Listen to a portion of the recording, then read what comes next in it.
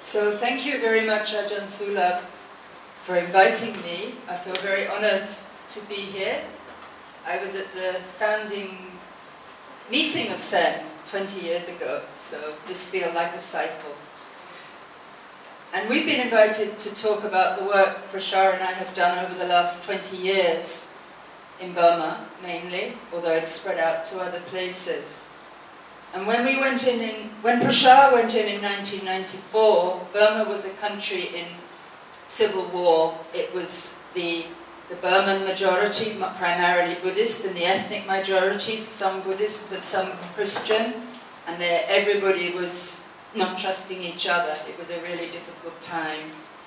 And Reverend Saboy Jum, who was the General Secretary of the Kachin Baptist Society, which is right in the north of Burma, near India, he invited Pracha to come and see how they could set up NGO work, or whether it was possible to do anything in Burma.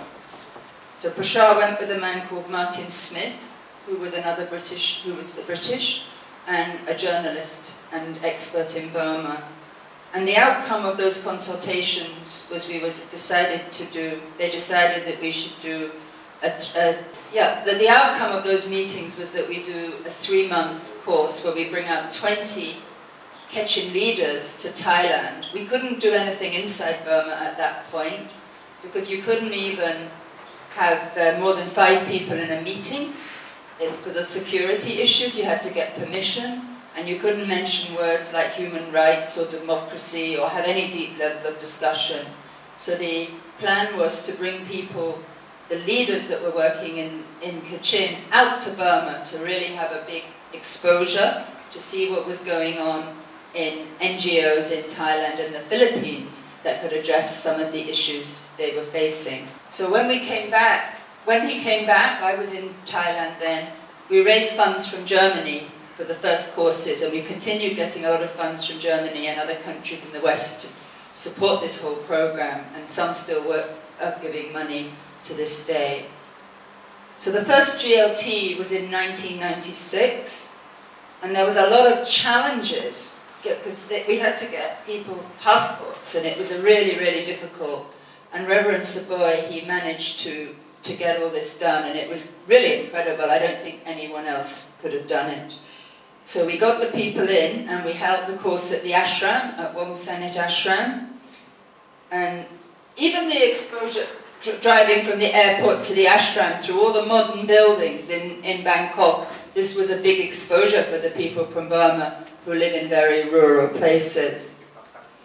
And they actually have got a shock, and they feel, oh, we are so backward, we don't have anything, this is a problem, and really feel inferior. So we also show them the not good side of modernization process. We showed them the slums, we took them to Patpong, the sex trade, and we showed them the environmental degradation, both in Thailand and in the Philippines. And then we related all these issues, which is micro-social analysis. We analysed why they had happened with modernization process. What were the good things? What were the difficult things? Why had all these bad things happened as well as modernization? And we work and discuss all these issues with the group. By the end of the GLT, the participants, they understood the big picture, but they also knew how to articulate a vision for a better society. We also exposed them to many innovative NGOs. 20 years ago, there was great NGOs working in Thailand and the Philippines. We took them to see rice banks, to see alternative technology. We took them to see drug rehabilitation places. We took them to many, many different places. And they see with their own eyes. So as well as discussing all this deep analysis, they also see with their own eyes. They give them some inspiration for when they go back. And as well as the analysis and the exposure, we also brought in a spiritual practice. And this was a Christian group, but we bring in meditation and prayer every day, so it's not interreligious. We bring in the concept of interreligious. And we also link together in the inner work, that we have to work with ourselves about our reactions to the modern society, working with our inner feelings about consumerism and things like this, as well as the big picture, the dysfunctional economic structures and the structural violence that caused a lot of this destruction. So the inner work was very important, both for spiritual growth and for reflection on the deeper processes that were going on within us as individuals as we were exposed to these difficult situations. Yeah. After the first GLT, we realized there's a big need to follow up. Many of the participants wanted to write proposals and set up small projects. They were inspired by things they've seen. So we actually went into Myitkyina in the north of Burma, where most of them came from nearby there, and we did what we call low-profile activism. We had to be very low-key. We couldn't do anything political. But we worked in the space that was available, because there was some space, because the Christian church already had a lot of social structures, so we could bring in a place to work within the church structure that was already there. And really, we were preparing for change in the future. The change that's happening now, we were preparing for.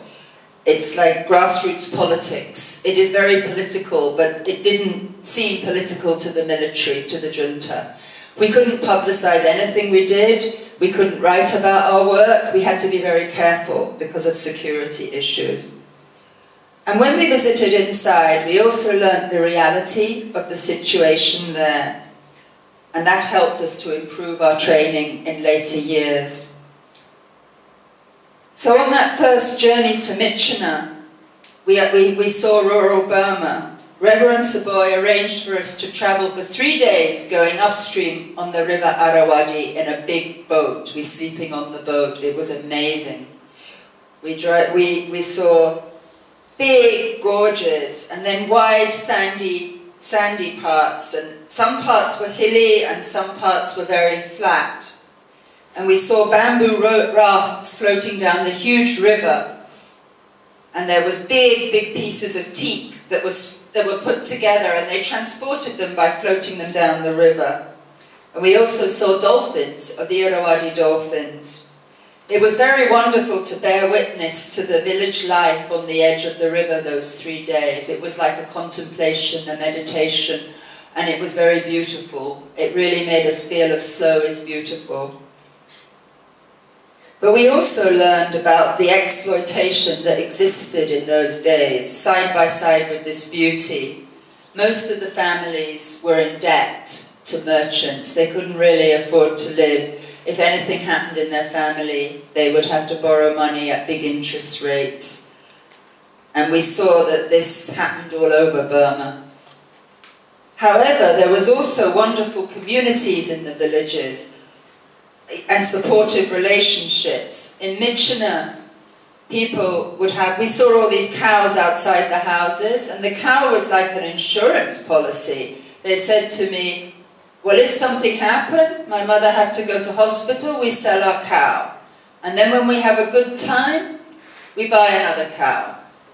And they said, if our neighbor has something bad happen to them and they don't have a cow, we sell our cow and we give them the money. And then when they can, they will buy us back the cow. And I asked them, do you have any interest if you give the money to your neighbor? But they had no concept of interest. It wasn't in there, they just help each other out. And this was exactly the kind of beautiful relationship that we really wanted to see it preserved. So we discuss a lot about how we can keep this kind of relationship as modernization process comes in with capitalist values, because this is the kind of thing that gets lost. I told them stories in the West that these things don't happen anymore.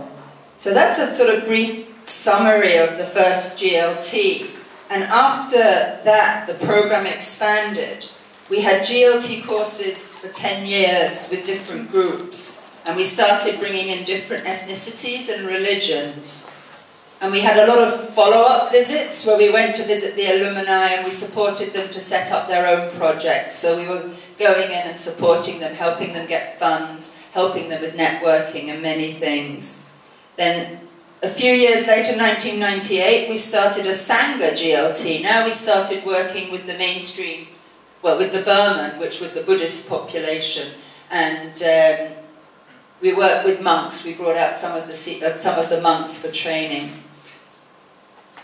And then after that, we started doing training of trainers. This is the second part of the first 10 years. And this was held by Pracha and two of our very bright young alumni, Kwan Lum and Tet Nai.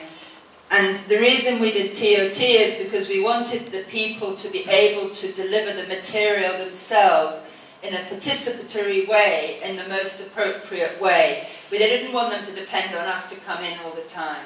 So we taught using participatory facilitation skills so that the alumni can adjust and really work with the local people in their own way, in the most appropriate way. Yeah, so we did TOTs, a lot of TOTs. And then there was GLT, intermediate and advanced. We brought back some of the people from the early trainings and they went on another. Some of them visited India and Ladakh and they all met together and shared their experiences. This was about 5 years later. And in 2005 we did something a little bit more radical. We had what we call peace leadership training. And at this time it had opened up a bit in Burma. So the political situation allowed us to bring out some key writers, journalists, and lawyers and people who really had a big profile in Burma and an influence on public opinion. So we just did a 4-week course with them rather than the 3 months, and it was much more political with very serious debate on issues like democracy, capitalism, socialism, green politics, and they met with intellectuals in Bangkok, and I think they went. Did they go to Malaysia too? I can't. Yeah, I think they went to Malaysia and met with Just World Trust and people like that too. So that was a big step forward.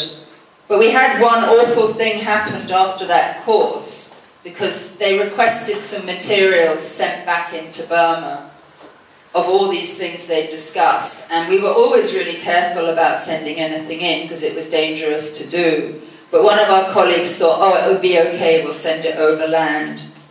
But the car got intercepted and they found what we sent in, which was seen as radical content, and all the participants were arrested. It was a terrible time, and one of our key people was kept in for quite a long time. So it was the darkest time in the whole 20 years, I think, wasn't it, Pracha, that time? We were really, really worried about that. But it all was okay at the end. But it was something I'd never like to go through again, or for the people to go through again. So that was peace leadership. And with it's from about 2000 onwards, we had a new generation of people in Thailand.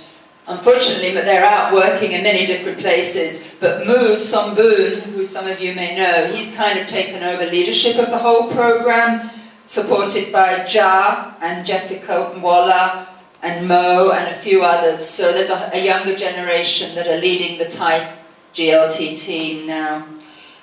And it's broadened out. And also in Burma, Kwan Lum and Tet Nai have set up their own organisation, GSMI, that are running things themselves. So that we don't need to really do anything much now because they are doing for the next generation doing for themselves. And inside Burma they can do much better than we can anyway because they know the local situation. Yeah, so I think we had lots of adventures on the way. One time I was with Glenn Hill, who was the Swiss Aid rep, who helped us a lot right from the start and funded a lot of the projects.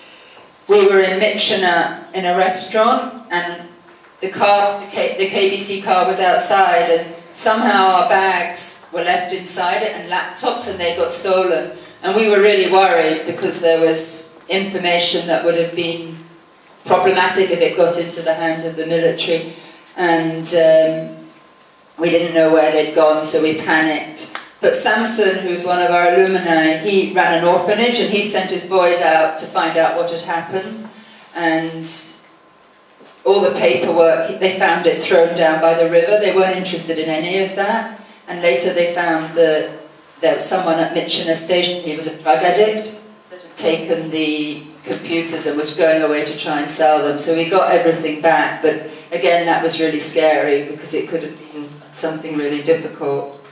Yeah, so there was lots of stories like this that I don't think I have time to go into, but it was really quite tough. And whenever we got on the plane back coming out of Burma in those days, it felt like a relief, even though we didn't even realize we'd be so worried because we were always having to watch what we're saying and what we were doing. So that's a little bit of the flavor of particularly the first years and then what happened afterwards.